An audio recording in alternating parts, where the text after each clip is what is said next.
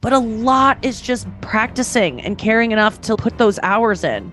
I just think we convince ourselves so often that, oh, I just don't got it. I don't have it. So many people don't have it and are able to get it because they work hard. It comes from hard work. And that is something to have. I think of myself as someone who's not a naturally talented person, but what I do have and what I was born with was not an affinity to be the funniest person in the world, but I have a work ethic, the ability to really put in the hours, and that pays off. And that sometimes is the talent.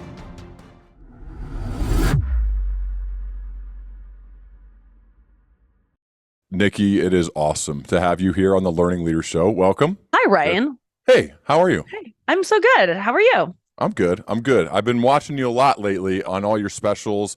The Oh, roast. Wow. Yeah. Wow. So good. But I am excited to dive into your creative process, and I love stand-up comedy, and you're one of the best in the world at it. So I'm thrilled to have you here today. I'm so excited to be here. Thanks for, it's nice to be considered a leader in any way, or Absolutely. up there with CEOs and just rich people and stuff. And just people who I look up to and I'm like, how do they do it? It's like anyone would consider. So I know a lot of people look at comedians and go like, how do they do it? And put us on a pedestal when we, well, some of us put ourselves up on a pedestal, not me so much, but maybe I will on this episode. Maybe we'll find a way. I Yeah, do. I should. I don't know how Okay, you do good. it. I'm amazed. I'm going to sit on a pedestal right now. Let me find one. Okay. I'm sure I have one sitting around here. Okay, great. That feels better. Especially though, because I read that you had terrible stage fright when you were younger. Yeah. Like, Yeah, would it's even, so would even, ironic. like insomnia for weeks at school. Yeah. What happened? Yeah, I was just classically one of those people that was suffered from just insane stage fright in a way that none of my friends did. No one around me did. I had no one to really turn to for any help on it. I felt like such a weirdo, but I would shake so much that it would be noticeable. My knees would buckle. I couldn't talk. The idea of giving a class presentation was just the most horrifying thing to me in the world. And this probably started in 6th grade is when I think around the time where you start to have feelings for boys and there's popularity and there's suddenly you're not a kid anymore. I think it was around that time where I was like, oh, I was developing an ego, I guess. And I couldn't handle it. And the idea of having to present anything would scare me so much that I couldn't sleep. And I was just have extreme anxiety about it. And my parents were starting to be like, we have to take you to a specialist or something. Cause they would have to call the school and have me do class presentations during recess for my teacher alone because I just couldn't do it in front of the class. I would come up with every project I would present. I would try to find a way to make it glow in the dark so I could give the presentation in the dark so no one would see me shaking. I was very creative with it. And they would be like, why don't you just tell us about the solar system with the lights on and then we'll turn it off and we'll see your diorama. And I'm like, that's not the way I planned it. Like I would just shake so much and be so embarrassed. And then this was around the time that I decided I wanted to be an actress just by watching TV and loving sitcoms, Friends, Seinfeld. That was when that obsession started for me. And that kind of dream started. So I had to figure it out. I had to find a way that I got over this fear. And it helped to see that a lot of people didn't have this fear. So it made me feel like, well, this is probably unfounded. But I couldn't help it. And also when my parents threatened to take me to a specialist and they made it like, you're weird. Like we need doctors for you. That kind of made me snap to and say, okay, I got to do this on my own. I'm a person that didn't get a lot of emotional help from my parents, not because they were bad people, but because they just had me young. And I don't think they were emotionally supported in their own life. So I realized that a lot of times in my life, I had to just save myself or figure out a way, not wait for help, but just do it myself and buckle down and do it. So I signed up for a play. I signed up to audition for a play. And then I got too nervous to audition because you'd have to do it in front of everyone. It was like everyone would be in a circle and they would just call you up to audition in front of everyone. And I went to it and then I ran away. And then my dad called the director of the show and was like, my daughter's too scared to audition, but she really wants to be an actress. And he was like, okay, well, we'll give her the understudy role for the lead. Like he was just gave it to me. Well, sight unseen and which was really nice. And I owe so much to that moment because then being the understudy and like being forced now, I have a role, I have a job, like I have to do this. I can't get out of it. Really made me get over it. I think that's what so many people have to do to unlock their fears is you have to set yourself up to have to do it in a way that you can't back out. And you'll just figure out a way. So I think much of my career and my successes have been saying yes to things that terrify me, i.e. the roasts, doing a special before I think I'm ready, being on Last Comic Standing before I thought I was ready. Everything that it scares me, I have to say yes to. And then I just go, I'll figure it out. And sometimes I get to the moment and I don't figure it out. And it's bad. And I learn from that. And I go, well, I'll never do that again. Or next time I do this thing, I'll approach it differently. And I'm constantly learning lessons up until this point of my life where I just taped my 4th-hour special. And even on that, I'm like, oh, for the next one, I'm not going to do this. And I'm like, how has it taken me this long to do this thing? I've done it 4 times, once for Comedy Central, once for Netflix, twice for HBO. And I still am going like, why did you do that thing? It's just learning lessons sucks, but I just that's what I always say is I say yes to things that scare me. And I think you just got to do it. You got to set yourself up so you can't back out. And I back out a lot of things, I have to say, but I think that made me figure it out. And if you do it enough, you just don't get nervous anymore. Of course I was nervous the first time I went on stage to do stand up. Of course I was nervous the first time I went on stage in those middle school plays, but you're nervous on a first date and then you end up marrying the person and you can fart in front of them. Like eventually you get comfortable where you can be on a couch and go, I can't believe I used to be scared if I had salad in my teeth when I met this person. And I was like, oh, I hope he thinks my hair looks pretty. And now I wake up next to him with no makeup and bad breath. And eventually you get that comfortable on stage. And you mentioned Dave Chappelle before we started recording, but I remember watching him on stage once at the Comedy Cellar, and I was next to another comedian. We were just watching in awe of like his mastery at performing seemingly new material on stage and just killing and having us in the palm of his hand. And I just said to my friend, my God, he is more comfortable up there than I am in bed. That is a level of comfort I have not attained yet in any aspect of my life. And he just has. He is just so comfortable being himself. And it's about the hours. And I just learned that Dave Chappelle went to theater school. Like he learned how to act. He really immersed himself in feeding off an audience's energy. And it's not to say that every comedian that goes to theater school becomes Dave Chappelle, but there is a precedent for it. I always just thought Dave Chappelle just walked on stage the first time and was great. That was always the kind of the lore about him. But no, some is inborn talent, but a lot is just practicing and caring enough to put those hours in.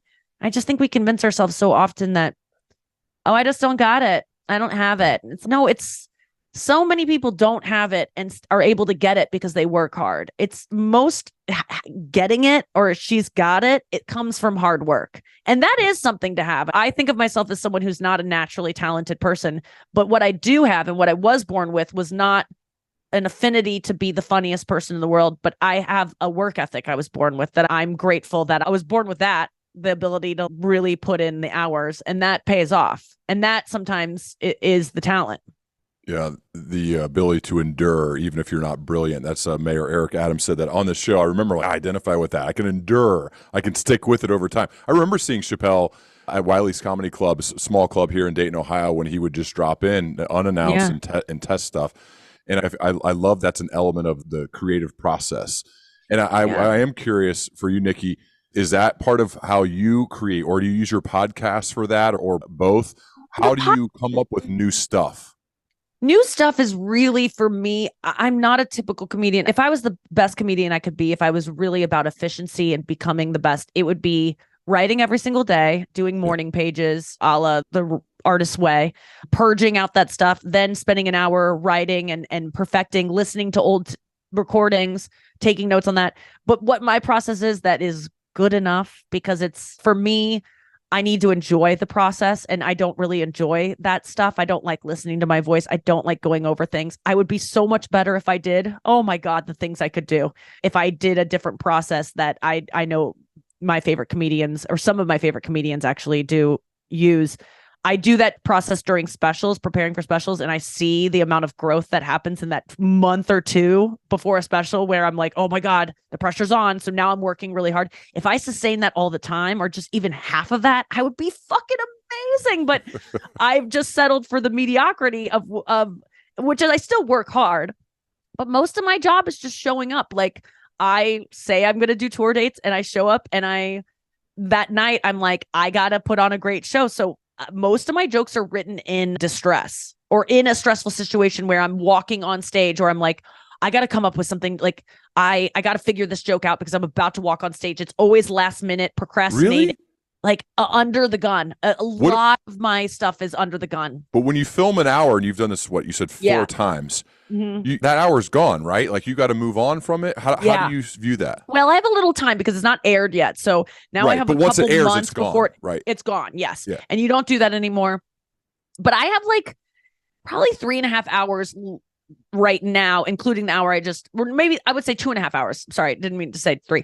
2.5 hours of material right now that is just a grab bag that I constantly am grabbing from. And then I just whittled all of that down to this hour. And it's not all the best stuff of that 3. It's just what was the best for this theme of what I was trying to say with this special. So I have about an hour and a half of material left over that isn't all A+, but it's there for me to pull from. So I'm never really in this position of I have nothing. I'm coming at there's always something in my cabinet that I can make a meal out of. It might not be the greatest meal and it might not be the ingredients that I necessarily would want to lead with. But right now I'm in that stage after doing this special where I'm looking back on the things that I have and trying to make the next special out of that and grow it into something. But my writing process actually is paying attention constantly to what could be a joke. And it's not even something I have to try to do anymore, because in the beginning, when I first started being a comedian, I was obsessed with it. When you're like trying to find a new backpack online and you are like searching for the best backpack, and then you just start noticing people's backpacks everywhere and you're like, I didn't even care about backpacks before, but suddenly I'm like aficionado. That's what it was like being a comedian originally. I was annoying. Comedians in the first couple years of being a comedian are so obnoxious because they're so obsessed with comedy. They're so obsessed with changing their worldview to see it through this lens where everything can be funny. Jerry Seinfeld still has that in him. And I'm not saying he's an annoying person, but he still looks at life. Everything's a joke. And I think that I probably do too. I'm just not as aware of it anymore. I have been more vigilant about it in the past few years. I've been doing it for 20 years now. And so I'd say in the past 3 or 4 years, I have been better about writing things in my phone, trusting not that I'm going to remember them, but trusting that I'm not going to remember something, even if it's funny enough in the moment. You got to take out your phone mid-conversation with someone who you are currently present with during this coffee and say, I'm sorry that what I just said really made you laugh and I have to write it down.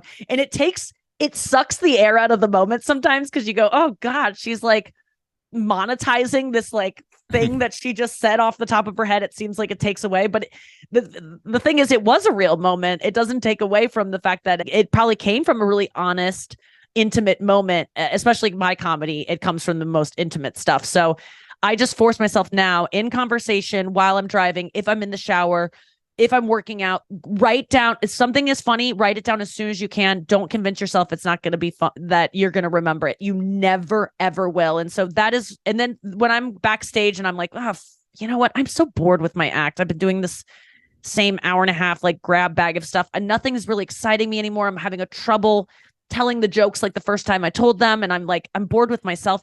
That's when I go through my notes and I go, okay, what have I jotted down in the past 6 months? And I just go through, I have written here Deft Cunt instead of Daft Punk. I was like, oh, that's a funny name for a CD or so. I couldn't put it on special, but I just go through my notes of what do I have in here? Yeah.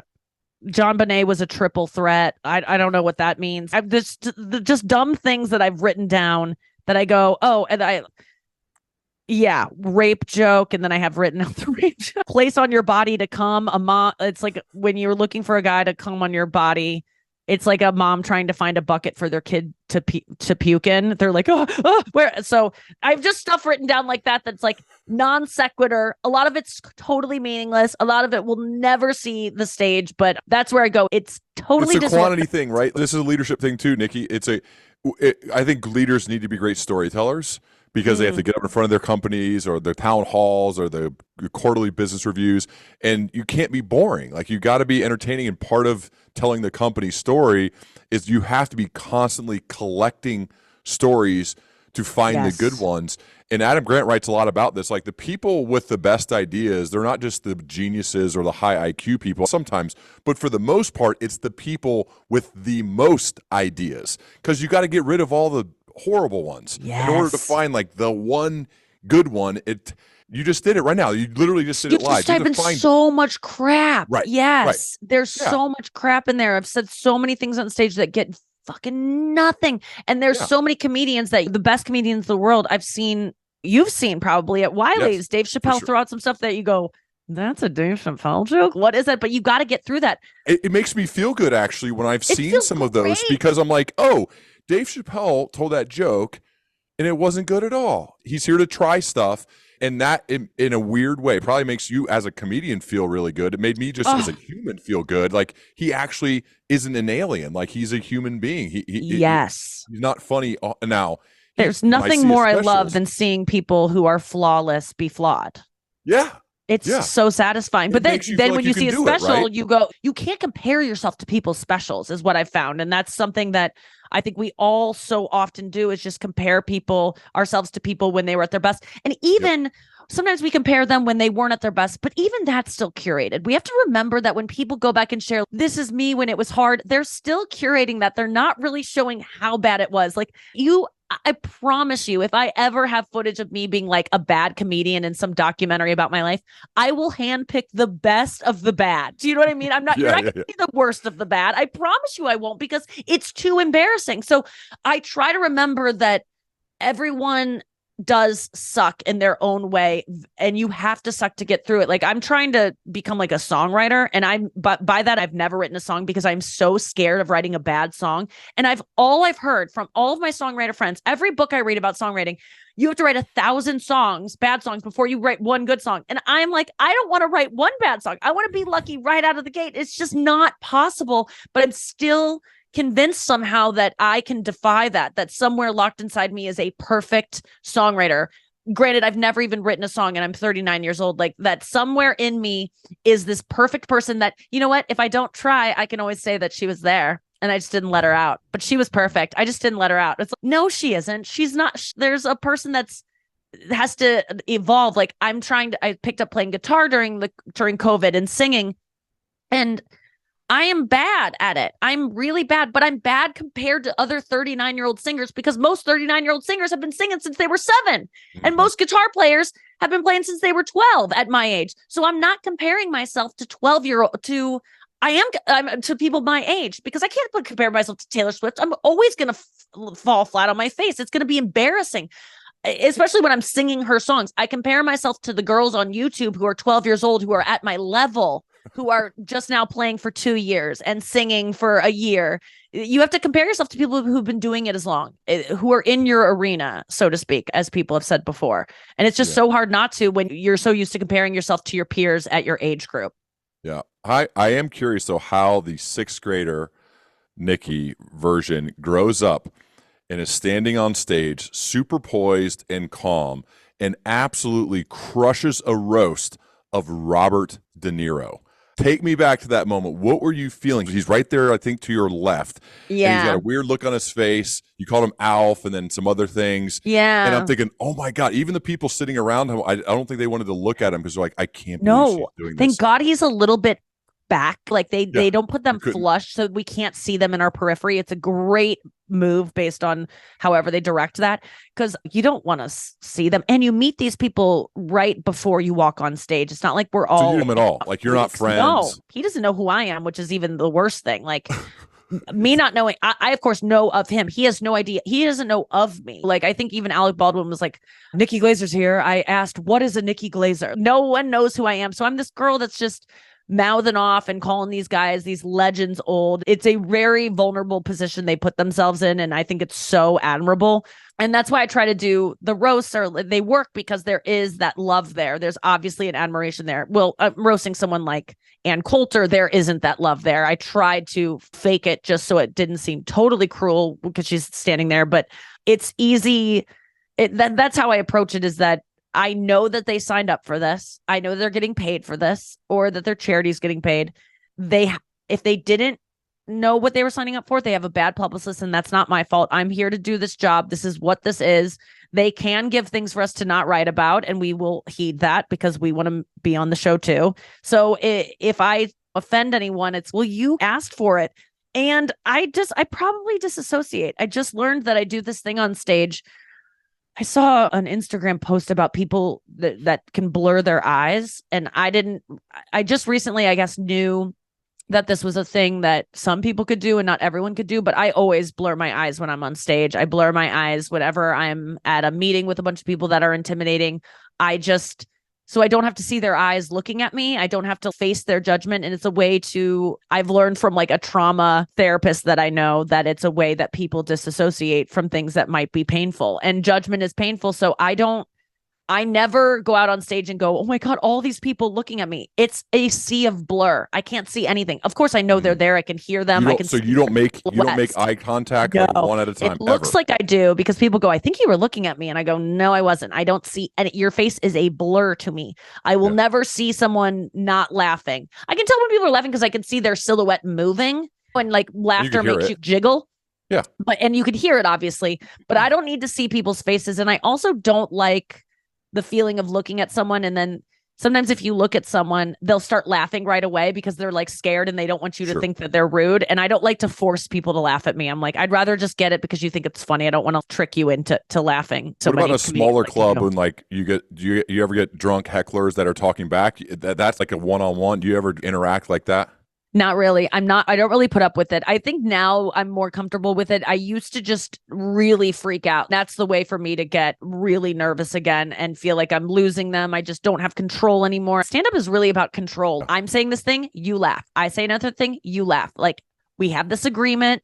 I have the microphone. You don't. There's no band here. There's no other, but like I am in complete control, which is an illusion because you can lose it so quickly if someone heckles you.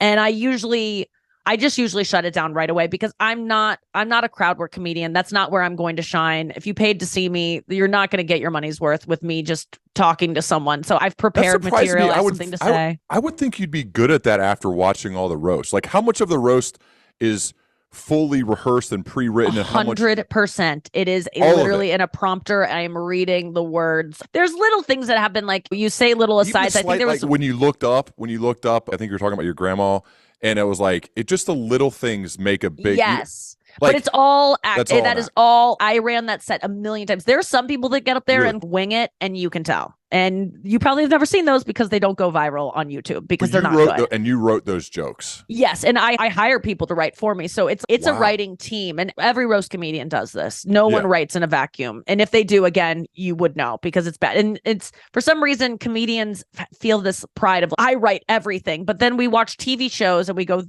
Conan's so funny. And well, he has writers, and Seinfeld was so funny. He had writers, but we somehow just let them have all the glory. But when we find out comedians have writers, we go, what the fuck? And it's like, no, I don't have, I actually hired writers for this last special just to punch up my stuff and to help me craft it. Why wouldn't you? Of course, if you're do the stuff I do where you keynote speaking, of course I get tons of help. Of course. Taylor Swift has 8 producers working on her stuff and suggesting things. And I think that's when I started realizing, like, why am I trying to be this lone wolf when I have all these creative people around me who would lend a hand? And I'm not going to let anything slip. I'm the curator. I'm the one that goes, that's funny, that's not. There's tons of things that would happen in writers' meetings or jokes that were written, and everyone is, this joke is amazing. And I'm like, I don't like it, so we're not doing it. It doesn't resonate with me. And everyone's, so in the end, I'm the one who gets to choose. And so I have those roast sets. I just really, I know that's the biggest platform for a comedian. It's the equivalent of doing the Tonight Show with Johnny Carson, like that it used to be for stand-up comics, where it could change your life.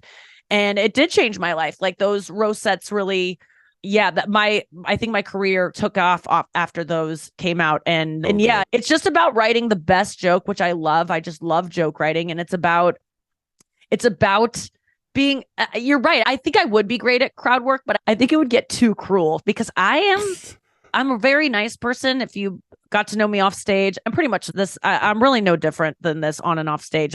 Obviously my moods can vary, but I'm a pretty blunt person, but I'm a pretty kind person. So it's, people think I'm like, oh, she's the queen of mean. It's not that at all. Like, but I do have a very dark side, as most comedians do. And I can think of horrible things about people. And if I let that out, which I do when I'm writing roast jokes, it's not a good place to be. I get pretty depressed when I'm writing roast jokes because you just have to look through the world so negatively, and you have to think of the worst things about everyone you look at. And it's the opposite of positive thinking that we're all told what we should do to be the best versions of ourselves. So I come out of those roasts like, I got to shake this off of me because I am a miserable person. But, you got to go there, and it's fun to go there.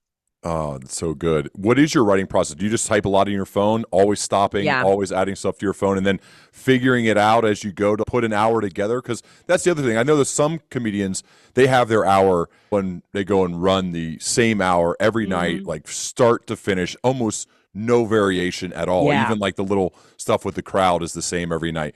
Is that Right. you, or are you more, let me grab from the good stuff and figure it out tonight, and we'll just see where it goes?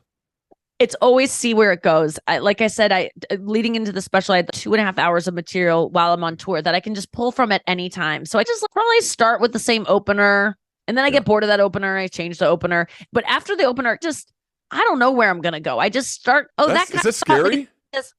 or It no? used to be when Yeah. I first started out, I would have a set list on stage and I would constantly look at it and worry that I wasn't going in order. And now I don't think about that at all. I just go up with no plan. I can be in a conversation with you about your mom's hospice and be like, I'm so sorry. That's so, oh God, and crying with you. And then they'll be like, Nikki Glaser. I'm like, I'll be right back. And I'm just like, hi, everyone. I don't need to prepare. It's actually a protective measure for me because I'm so scared of imposter syndrome and I secretly feel that I suck, that if I try, then I'll learn I suck. And if I don't try, if I'm always just busy up until the second I walk on stage, if it sucks, I can be like, well, I was busy. I always have this out. Mm. And it just works for me. I'm not as good as I could be. When I was preparing for the special, I was doing the thing of having the same kind of hour basic structure and taking that out. But I was right. I did new jokes. I taped my special a week ago on just this past Saturday in Seattle. My next special, we were writing jokes right before it, and I did jokes that I'd never done on that show that might make it into the final cut. So constantly rearranging things, but I just get up there and I just go. And then new jokes get incorporated because I'll look in my phone and I'll see all those ideas and I'll find a way to weave them into something because something will always fit, some line will always fit into what I'm saying. And then I can throw it in very lightly. And then the classic comedian thing that always bails you out. If it doesn't get a laugh, you go, well, that was a new one and I'll never do that again. And then everyone laughs because you're saying what's true. And that is the trick as a comedian is if you always say what is brutally true, you'll always get a laugh. And you don't want to say mean stuff like, oh, this woman's fat. We all know it. I'm saying that's not nice. Like but if you say what's really honest that people are so scared to say without being cruel, and sometimes you can be cruel, just make sure the person's not there, you will always get a laugh. So an out I have for when I'm bombing or when I've gone down a road and it's not getting anything is to just reset. And instead of starting to flail around like I'm stuck in an undertow and it's pulling me out and I'm fighting against it, where it's like this nervous tension where the audience doesn't like the joke you're in and you're just like, keep going. I just try to stop and I go, just say what's true. Like, what is true right now? So I'll say, you guys do not like what I'm talking about. This isn't what you expected when you bought this ticket. You're also really questioning my outfit choice tonight. So am I. I bought this dress 10 pounds ago. Let's all be like, I just start saying what's true. Like, I'm uncomfortable right now because this skirt is riding up. That is and everyone's noticed it. I haven't said it yet. Or we all have noticed this man's laugh. Like, you just find what's happening presently that is so honest that everyone goes, I can't believe she called that out, or I can't believe she's saying the thing. Just what is true is always funny. That really is the ticket to what's funny. What is true that no one else has the balls to say? How do you get the courage to say what's actually true? Because I read a quote leading up to this. You said, everyone is putting on a mask. Everyone's trying to present a different way. So if you just say what's true, that's what's funniest. But you're like, oh, yeah, that's obvious. Let's do that. But then we don't do it. Most of us don't do it. And you No. do. So where do you gain the courage to just say what's true as opposed to just putting on some sort of mask? Well, let's take it out of a roast space because roast jokes are true, but they're cruel, right? And so I have a license to do that. I'm hired to do that. I'm hired to be mean. So if we take it out of that space and we put it in like a stand-up space where or I'm on a morning show where it's maybe you're supposed to be like really perfect makeup and everyone's cheery and the weather's crazy. And this is about as naughty as we get, is like saying to the weatherman, is this your fault, John? Like, that's about as like incriminatory as they get on those shows. And I happen to say something like, yeah, my boobs are really looking a little flat in this dress. I say something like that. Like, I've said boobs, right? How could she say boobs? I reason there's nothing wrong with saying boobs. Boobs is not a bad word legally. And we all have them. I'm not wrong for having boobs. And so I just reason, is the thing I'm saying wrong? Is the thing I'm saying trying to hurt anyone? If the thing I'm saying does hurt someone, will I apologize for it? Yes. But if someone gets offended by something I say, there are times in front of my boyfriend's parents where I'll say something and I go, I didn't need to say that. And that was weird. But I go back and I go, did you say that to hurt someone? Did you say that to get one in? If I just said it to be funny or to say something that was true, which I think if it's mentionable, it's manageable. And I think that when we don't speak about true things, we suppress our anger about stuff. We suppress our feelings about things and it builds up and we end up kicking our dog. Suppressed feelings and things that we don't mention, alcoholism and family, mental disorders, where we just all act like things aren't there. It turns into something really horrible. It turns into abuse. It turns into alcohol. It turns into drug. Things that are kept inside are horrible. So I think I always reason I'm doing something good for the world by saying the things that are true. And if it's offensive to people, I will apologize. I do overstep the line sometimes, but I always just have to ask myself, is it true and is it not? What's bad about saying that? I think I said something. What did I say recently? And I go, well, I have a joke in my act where I say, I was pointing out a guy across the room and I go, oh, to my friend, I go, oh, it's that guy in the wheelchair over there. And she goes, oh, no, don't do that. She like puts my hand down. I go, what? And she's like, don't say that. And I go, he knows, like he's in a wheelchair. What the hell? And she's like, well, I don't see wheels. And I'm like, well, come on, yes, your friend said this? No, they didn't say that. So I'm like exaggerating, but I do remember it was based on a circle. This is how I write a joke. That's an exaggerated pull out of a moment where I pointed out someone in a wheelchair and someone goes, that's rude. And I had to be like, is that rude? I think it's not rude, because if you think it's mean to say someone's in a wheelchair, you must think it's bad to be in a wheelchair. I don't think it's bad to be in a wheelchair. Do you? You must, though, if you think it's mean to say that. The same with saying someone's fat. People are fat. And I'll give you an example. Okay. This guy, there was like a paparazzi guy, not a paparazzi guy, but in some cities you go to and you land and they like know where your hotel is. So they'll be waiting out with like pictures of you to sign. And they're always really sweet and they always know about your career. I always love these guys. And it doesn't happen to me that much. I'm not that famous. But when it does, I'm always just like, thanks, guys. You printed all of these. You're cuties. And I sign them all. But we were pulling away one day and this guy was like running after the car. And my driver thought I was like annoyed by all of this. But he does not know that I like love it. And I think these guys are sweet. And so this guy's running after the car, this big heavyset guy, a fat man. I think fat is okay to say. He was clinically fat. So he's running after the car and I open the door and he's panting feverishly because he just sprinted down a long way like over this parking lot trying to catch the car. And I go, oh my God, let me sign this for you. And he goes, oh my God. And I go, well, you got your cardio in for the year. And I signed it and he laughed. He goes, the year. And I go, yeah. And I wasn't trying to be mean. I swear to God, I was just trying to exaggerate like how much he ran, but it sounded bad. So my friend in the car goes, I can't believe you said you got your cardio in for the year, meaning that guy only does that much cardio in a whole year. And I go, I didn't mean for it to be a joke about him being fat at all. I was just saying, I would have said it to a skinny person for the year because it was just like, he was crazily out of breath and it seemed like a year's worth of cardio to anyone. But my friend was like, that seemed mean. And I go, oh my God, I felt so bad after it. And then I was like, wait a second though. That probably was the most cardio he will do. But this man didn't look like he did a lot of cardio. And I don't mean that in a way of what the fuck? He's so lazy. He's a fat piece of shit. I'm just saying most obese people don't do cardio. That's not a crazy thing to say, right? That is just a fact. It's not, people think it's mean, but I don't think obese people are wrong. I don't think obese people are bad. I don't think that not doing cardio is a moral failing. I don't care. I literally don't care. But other people put it on that if you call someone fat, it means you don't like them, that it's a negative thing. If you say someone's in a wheelchair, it means it's a negative thing. If you say someone got in their cardio for the year and they clearly look like someone who doesn't do cardio, that's somehow mean. I'm just saying he has blue eyes. It's just a fact. It doesn't mean that he's bad. I'm not trying to be one of these people that doesn't see color. I understand that we live in a society that fat shames and that fat people have a much harder time in society. And I actually am obsessed with the fat acceptance movement because I see how much discrimination happens to fat people. I've dealt with eating disorders on the other end where I looked like a skeleton walking around and people whispered shit and said rude things. And I realized, oh my God, this is probably what fat people deal with on the other side of things. Eat a sandwich. I got that shit all the time when I was anorexic. And we can't live in a world where we go, I don't see it. And when we live in a world where we pretend like nothing is what it is, those people end up not feeling seen. We also do it to homeless people. We don't want to stare at them because, oh, look how embarrassing it is to be homeless. Look how embarrassing it is to be fat. So now I force myself to look them in the eyes and stare at them in a way that maybe they sometimes take it as she's judging me and being mean, but I would prefer that than to act like you don't exist. Because, and that's, I'm sorry to go off on a tangent on it, but that's the kind of thing that really bothers me. We shouldn't live in a world where we don't see wheels and we don't see fat. I don't want to ever make someone feel bad about being fat, but to say that's why I love the fat acceptance movement, and that people are taking this word that used to be so negative. You used to call someone fat, and now fat people are like, yeah, I'm fat.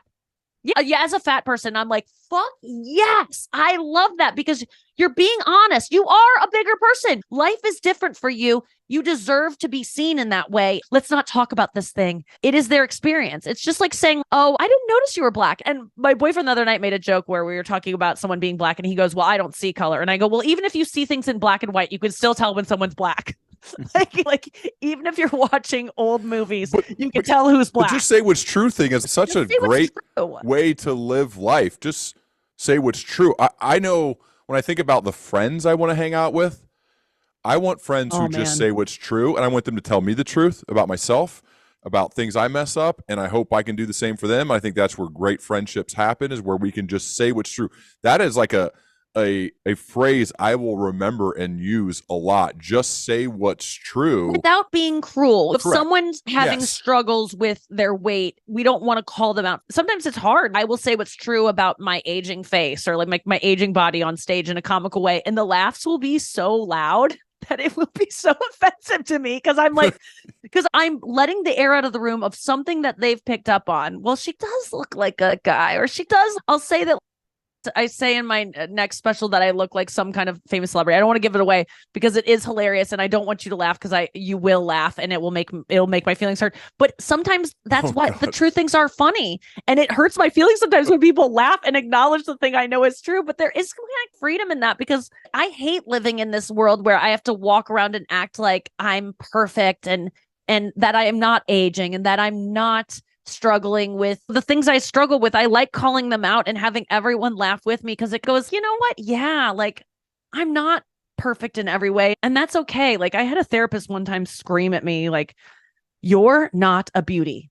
You're a pretty girl, but you're not an extraordinary beauty. And you got to get over this. Because my sister growing up was really pretty and could have been like a supermodel, and was constantly everyone talked about it around me. And as the other sibling, you start to develop a complex of, wow, there must be something wrong with me, that these two people had sex and they made this person, and then they also had sex and made me, and I get nothing. Like, and she's getting all this attention for something that she didn't even do. Like, she was just born this way. It made me really angry. And I had this, and I still have a deep resentment for people that are just born stunning. I can't help it, but I'm saying what's true. I hate you. And I know it's wrong to hate you. You did nothing. You're just pretty, and you got lucky in the genetic pool. You did nothing different than me. It's no amount of facials or gua sha or Pilates is ever going to make me look like Giselle Bundchen. And that's just the way it is. But people like to lie and go, no, Nikki, you're beautiful. And it's like, yes, I am. But compared to Giselle, no, I'm not. And I'm not, and everyone can debate me on this a million times and go, but Nikki, you're beautiful in different ways. Well, based on asymmetry of a face and not Machiavellian, but Michelangelo's diagrams of what beauty is, I am not prettier than Giselle. No one can convince me of it. Yes, you might know me intimately and go, your soul shines through your eyes. Yes, that's great. And I believe you when some people look at me and go, Nikki, you're so beautiful. But let's talk about the just based on, I'm not a supermodel and she is. So obviously there's some truth to that. I would love to be a supermodel. It seems like a fucking easy job. What I do is so much harder. I would love to be hotter and not have to try so hard to be famous. I have to have a talent because I'm not as hot as I want to be. So I like calling out these truths, but people are constantly bullshitting people. You're beautiful. Everyone's beautiful. Every pot has a lid. Some people aren't beautiful. And so when I had this therapist one time go, you're not a beauty. Stop being obsessed with models. You are never going to be a model. No one's ever going to want you to be a model. And it was hard to hear, but it was so, my friends were all like, I can't believe that therapist said that to you. You should fire her. And I go, I am going to see her more often because I got through it. I had to swallow it. It sucked to hear, but it was nice that someone was validating my fucking existence. Like, I'm getting feedback from society that I'm not having doors held for me all the time. I'm not getting drinks bought for me all the time. I'm not an ugly woman by any means, but I'm not living life of the tens that I'm friends with. It is not the same life. So thank you to my abusive therapist for confirming that. I like having my reality confirmed with some harsh facts. I recently had a teacher of mine, like I take these lessons, and a teacher recently it was honestly, talk about true. This is one of the most brutal things that's ever happened to me in my life. And I've never talked about it on a podcast, or publicly, but this person who I've spent a lot of time with asked me, like, how well do you think we know each other at the beginning of one of our teachings? And I was like, I would say 9 out of 10. Like, we spend a lot of time together. Like, we work pretty intimately together. And he was like, can I ask you a question? And I was like, what the fuck is this going to be? Like, I thought maybe he was going to be like, I'm in love with you or something. I had no idea. And he's, do you wear deodorant? And I was like, what? And he was like, you have a BO problem. And I was like, I am not a stinky person. I pride myself on taking regular showers, wearing deodorant. At the time, I was wearing natural deodorant, so it all checks out. But I wasn't smelling myself. I wasn't self-aware enough to know that I was stinking up his room every day. And I fell into myself. It was the most embarrassing moment of the past 5 years of my life since losing Dancing with the Stars, being kicked off Dancing with the Stars first. That was probably the most embarrassing moment of my life. But it was a refreshing dose of honesty because now I shower more and I scrub my pits harder and I wear deodorant that works. I'm more vigilant. Like, things have gotten better because someone was actually fucking honest with me. We cared. And it really hurt to hear, but it was. He cared about you though too. Like, he said it because I love you. Yes, that's what I mean. I think the best friends, the best bosses, the best people you can hire, whatever, it would have been a selfish act for him to just go about his merry way and act like it didn't exist, because he cares more about the fear of you getting mad at him than he does about helping you. And This is just one example, but this could happen in so many different areas of life. That's what a good friend is, or that's just like what a good person is, willing to tell somebody something that is easily fixable, that will help them, but may sting or feel embarrassing while it's said. That's just being a good person, though. I wish like more people were like that. I want to be more like that. He's a very secure person. This is an older person that's been through a lot and has nothing to lose. It doesn't care anymore. And he really did say it. He said, I'm saying this because I love you. And I really took it as that. It was really hard to hear, but I gotta say, this is another lesson in my life of the hardest moments in my life. After they happen, you go, well, that wasn't that bad. I just started wearing deodorant and showering more. And now I don't fear I stink anymore. It didn't give me a complex. It didn't give me this PTSD. And now I have a better relationship with that person. It didn't change anything. And I'm okay. And guess what? People can tell me anything. Now I am so resilient because I went through that. If someone tells you stink, and you could tell they've struggled with it maybe for a couple. They were like, maybe I'll give her a couple weeks to figure this out on her own. And it didn't happen. Like, he said it was about going on for about a week and a half. So it was like, he probably saw me 3 times before he said something, which is a good amount of time to let it go. Mm-hmm. But I just found that those times now, the other day, someone was telling me something that was hard to hear. And I go, oh no, I've been told I stink this summer. So I can take anything. And I love those moments in your life where you go, I'll never recover from this. I remember looking at him and staring at the ground and going, is this a dream? Because it was just so embarrassing. And being voted off Dancing with the Stars first when I was in a leotard, trying my hardest in sequins at the age of 35, standing proudly on stage, being like, I can dance. I figured it out. And them going, you're going home tonight. And first, before a blind woman, before a really old man who can't even move, before a woman who has a broken ankle, a woman who literally is dancing with her dog because she's blind. You're going home before her. It was so embarrassing. But since then, I've been saying yes to so many things that scare me because nothing will be worse than that. I dare life to throw something worse at me than that. And I know that's not like in the scope of human experience. That's not the worst thing. But in terms of embarrassment on a large scale, that's as far as I ever want to go. As far as I hope to go in terms of being embarrassed. But it is a great reminder for all of us that if you say yes to those things that you're not sure you can do, that are super uncomfortable. It reminds me, Nikki, honestly, of Jay Hennessy, 26-year Navy SEAL, who I've talked to a few times, That's what he looks for in SEALs, because he eventually became the person selecting them. Is I'm what guys who are pushing their edges, the ones who are always pushing, because they're the ones who I know are going to have my back when it gets really real. And you keep doing things that, like Dancing with the Stars, where you could go home first or something really embarrassing can happen. Now we're like, all right, whatever. I got it. I've done so many fun things that I would have turned down if I hadn't have lived that. Your upside's so high, right? Because if you say no to those things, you're limiting your upside. You could have won Dancing with the Stars, but the fact that you go through it, you're not going to limit your upside. I don't want to film that special. I don't know if it's ready. I don't know if it's good. Well, no. Now you're limiting your upside because you're scared, as opposed to saying, what could happen? I'm going to go roast Robert De Niro and Bruce Willis and all these famous people. I'm going to say yes to this thing that terrifies me, that could go so wrong, but then you're shutting the door on all the things that can go right. And I will also say that when I first signed up for Dancing with the Stars, I'd never danced a step in my life. Like, I got shamed for it early on in my life for dancing. And someone just goes, you are a horrible dancer. Like, you have no rhythm. And that was all I needed to hear as a child, to go, this is shut down. Never doing this again. Can't even do it at a concert. Won't do it drunk. Like, not a dancer.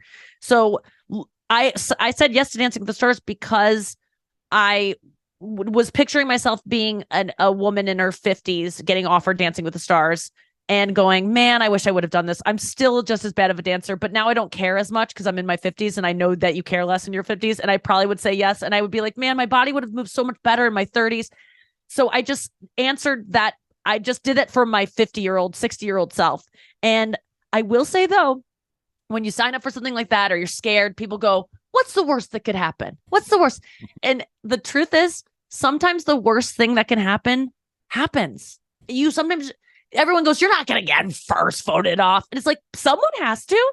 There's been 28 seasons of the show. I share that title with 28, 29, 30 other people. And so that was really a funny moment to me. That was like, man, I always lived life, and it hadn't happened to me yet, where it was like, the worst thing that can happen never happens. Sometimes it does. And it really is not that bad. People don't remember. I always tell, I host the show called F-Boy Island, and I can see it happen on these shows, that these young people sign up to do this reality show because they want to be stars, whether they're influencers, whether they're fit models, whether they're comedians. Most of them want to be in TV, work in some respect. And this is their first foray into it, which I actually think is a great way to get started in entertainment. Theo Vaughn, me, I did Last Comic Standing as my first thing. Do reality TV. It's easily castable. You become a character, and no one fucking remembers you from it if you make yourself into something else. No one's Theo Vaughn is the road rules guy. People know that, but it isn't what defines him. So sometimes when I host F-Boy Island, I'll see these guys do something embarrassing. They'll get drunk. They say something mean to a woman. They have a bad show. And I say to them, please know that this will not define you. It feels so heavy right now. You're only picturing how this is going to be edited. It's going to air, and you're going to get a lot of DMs of hating you. People forget things so fast. I promise you, this will not be forever. And so I like to remember that about my failures, is that I just taped the special and some things went wrong. It hasn't even come out yet. We haven't edited yet, but things did not go the way I wanted them to. And I just go, there'll be another special. Or there won't, and I'll die tragically or something, and that'll be my swan song. But at least I'll have this interview saying I could have done better if those things hadn't gone wrong. You just can't control everything. There usually will be another opportunity to rewrite it. And my failures have been hilarious. What is funnier than getting voted Dancing off with the Stars first voted off? Second is not funny. Third's not funny, and so on. The only funny thing is getting first voted off. So that was a gift in many ways, because it provided a lot of material for me. So these failures have been gifts. We're coming up against it, Nikki. I have one more question. I'm curious, when you think of somebody who's earlier in their career, whether they want to be in comedy or not, I want to say, what are some general pieces of life/career advice you give to someone who wants to do good?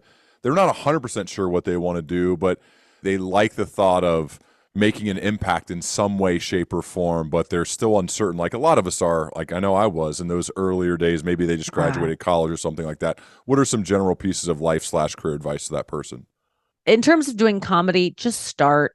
Yeah. I think that's for everything, really. And even to myself, I'm talking to myself right now. I want to start a Taylor Swift cover band, but I'm scared because my voice isn't where it should be and my guitar playing isn't where it should be. And just start. Just Book a Start gig. throwing shit at the book a gig. I have a hilarious friend who has loved stand up. That's who I would go to those Wiley shows with all the time. His dad's best friend is Wiley. He owns the club. Yeah. And so we would go all the time, and he's just one of those guys, like, just really funny.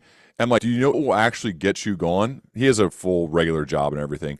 And I'm just like, book a gig. Sign up for an Say, open mic. I'm going to the open mic night in 2 weeks. Nothing will force you to get ready like committing to say, and I'm coming too. I'm watching, right? I'm coming, and we're bringing 10 other guys.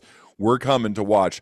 Book a day to where you have to go like that. That will force you. Like for you, book a gig where you're going to be singing Taylor Swift songs with your. That's it, and that is exactly what we're doing. Like the people that are helping me with this, I was like, we're finalizing it actually tomorrow morning of booking the gig, because I'm like, I'm just going to do it, and I might suck, but that's awesome. The only way to get better. So I would say whatever project, whatever thing you want to start, just start writing, start creating, start that Etsy shop, even if it sucks. And you know what? Anyone who tells you that it sucks or that you shouldn't do it, or it's a bad luck, it's going to be too soon to do it, they are so jealous. There's no other thing that they are. They're not looking out for you to look stupid. They're not worried about you looking stupid. They're worried about you succeeding, because if they keep telling themselves that you shouldn't do this because it looks bad, it reinforces to them why they shouldn't do things. Because they'll say, I know that when I ever poo someone's ideas, I look inside myself and I go, why are you doing this, Nikki? And it's 100% because I am jealous that they have the balls to do something that might make them look stupid, because I don't have the balls to do that. I'm really reticent to make TikToks because I'm like, oh, I'm old. I don't really know. I don't go on TikTok, so I don't want anyone to call me old. What do? I make fun of people that are my age that do TikToks, because what does it do for me? It reinforces that people are going to make fun of me because I'm making fun of them. So I'm being the thing that I need to create the enemy that I see in my mind to reinforce that's why I shouldn't do it. So when people try to shit on your dreams, they are reinforcing why they don't do their thing. They're making a reason for them not to do it. So it has nothing to do with you. They are so jealous, and that's not an insult to them. We all are jealous. We're all just trying to survive and get by, and we come up with these different ways to get through life and to make ourselves feel better. But you got to not listen to those people, and you have to not ask advice. Do this on your own. Don't tell anyone about it. Tell the right people that will be encouraging and supportive. Do not tell your mom. Okay? Unless you have an amazing mom, don't go to the hardware store for orange juice. Stop going to places to get things. That is a big advice. Don't ask for hugs from people that don't have arms. And it's not because they don't love you. They don't have the love to give you. They don't look for advice from people or support from people on these big dreams that you have, because most people are not going to achieve great things in this life because of these things that get in the way, these hurdles. They don't listen to these podcasts. They don't heed this advice. They're not looking to overcome. And if you're really looking to overcome that stuff, you got to be the better person and separate yourself from that noise, because everything is that's what is the art of war, the war of art, that book talks about resistance. That's all resistance, man. You're looking for, when you call up your mom to be like, Mom, I'm going to start a Taylor Swift cover band. And she's like, you are 39. You don't sing like her. Well, she's going to say that shit, dude. Don't. And my mom doesn't do that. That's just an example. My mom actually wants to join the band, but I've done that in the past where I call up my mom, or I call up the friend that I know is going to reinforce the thing of don't do it. So try your best to be a stronger person and fight that, and just be prepared to suck. You are going to suck at comedy. You're going to suck at anything you're a beginner at. And don't forget it. And don't think that you're more special. Beyonce didn't come out of her mom's vagina singing and dancing like that. She lost her childhood because she was singing and dancing so much. So it seems like Beyonce just showed up and was amazing. Have you ever read The Talent Code? Yeah, Dan Coyle. Yeah. I loved that part of it. Beyonce was made. It wasn't like she just was. Of course, she was born. And she used Sasha Fierce. She was so scared she had to create an alter ego when she went on stage, for how she's grown out of that. But for the first many years, she had to be Sasha Fierce because she couldn't bring herself to do it. This is Beyonce, the most confident person in the world ever. It's unreal. Yeah. Taylor Swift, I love the line in the song Mirror Ball that is off one of her more recent albums, but she says, I've never been a natural. All I do is try. Taylor Swift has never been a natural. So don't convince yourself you're one. You just got to put in the work, and you got to get comfortable with being uncomfortable. And this is all advice I need to hear myself. So I'm glad you made me say it. This is awesome. Thank you, Nikki. Thank you. This is so much fun. I appreciate you responding when I first reached out. It's another reminder to keep sending cold notes to your Hell heroes, yes. the people you look up to, because the worst thing that could have happened to you would have ignored me, or second worst, you would have said no, but you said yes. And so it's a great reminder to me too. Keep doing that. That's how this whole podcast squeaky gets wheel gets the oil. I always think people got to ask. I've asked too. You have something to give me, and you knew that in asking this. This isn't you just draining from me. I'm going to get something out of this too. And you knew you had worth in what you were offering me. And that's classic Dale Carnegie. Realize what you are bringing to the table too when you ask someone something. So people ask me to do stuff all the time, and I go, but prove to me why this fucking would be good for me too. This has to be a symbiotic thing. And you absolutely did that. And yeah, I have achieved so much in my career from asking when other people are scared to ask. And they go, I'm just going to wait to be asked. No one's going to ask you to do anything, whether it's hang out and get coffee. Like, people don't ask. People that ask people are usually people that no one wants to hang out with. Your friend that's always asking you to do something and you go, oh God, well, that person asked me. It's always the person. You be that person. Now, that's not good advice now to ask, because you don't want to be that person. But I know you want to circle there. Like, wait, a compliment or not?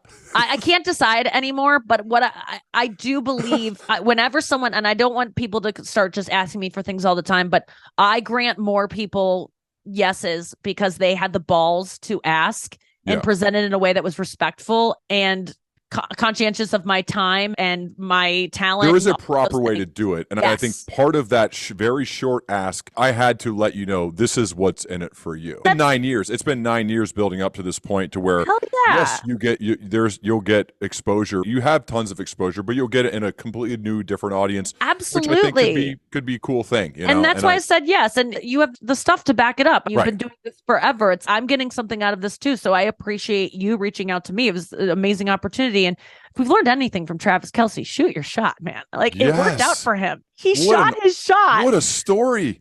He did the thing that everyone thought she's never going to go for that. Because you know what? Everyone thinks when I'm on TV, no one ever texts me about it. No one, because they all think everyone's texting me about it, right? It's the bystander effect. Everyone goes, everyone else is writing her. So I'll usually get one text that's, I know you're getting a barrage right now, but you killed it on this thing. And I go, I didn't even know I was on TV. The TV show didn't even tell me I was on. Thank you for writing me. So do the thing that you think everyone's probably doing this. They're not doing it. So please ask me for a selfie in public. Most people don't. And I love it. That's really what I want. Speaking of Travis Kelce, he was not afraid to be embarrassed. And I think is another great lesson in life. Secure. He said it publicly. I wanted to see her. I made the bracelet. It's got my number. Him and his brother are talking about it. And this dude he's a famous dude in his own right, and he's not afraid to be embarrassed and to be a little bit of a fanboy. And what did she say? Yes. That is so metal, bro. Like, she loved it. And I'm like, yes. It's exactly, it really is so inspiring to see her into that too, because we should reward that behavior. Him, that first game where he was, I don't know if he was looking at the replay or looking up at her box, but whether there was some cheesing going on where he was glad she was there and looking up. And I'm like, this is so funny that this guy does not care what anyone thinks, that my girlfriend's up there and it's Taylor Swift and I'm so excited. Whereas every other guy played it so cool and was like, yeah, no big deal. I'm dating Taylor Swift. Guess what? That wasn't the right move ever. Yet everyone thought that was the cool move. Actually, the guy that gets the girl in the end is the guy that's the opposite of that and wasn't scared to look stupid. Love it. Wasn't scared to look stupid. So yeah, I think that's an interesting case study that you amazing example. Can all really learn a lot from. He's a good Ohio boy from Cleveland. Yeah. This is awesome, Nikki. It'd be great if we could have a round two at some point. It'd be so much fun. I would love to. I can't wait. Awesome. Yeah, anytime. All right. All right. I'll be in touch. Bye. Thank you so much. Thank you so much. All right. Bye. Bye.